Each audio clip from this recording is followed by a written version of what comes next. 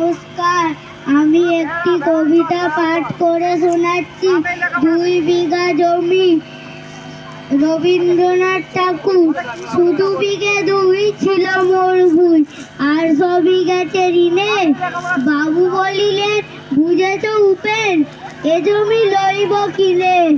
কহিলাম আমি, তুমি বুঝস্বামী, ভূমির অন্ত নাই। চেয়ে দেখো মোর আছে বড় জোর, মরিবার মতো ঠাই। শুনি রাজা কহে, বাপু জানো তো করেছি বাগান খাওয়া, পেলে 2 বিঘে প্রস্থ দিকে সমান হইবে টানা, ওটা দিতে হবে। কইলাম তবে বক্ষে জুড়িয়া পানি, সজল চক্ষে করুণ বক্ষে গরিবের ভিটেখানি।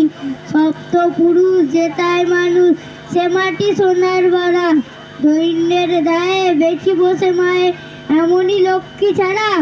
আখি করি লাল, রাজা কোনো কাল রহিল মৌন ভাবে।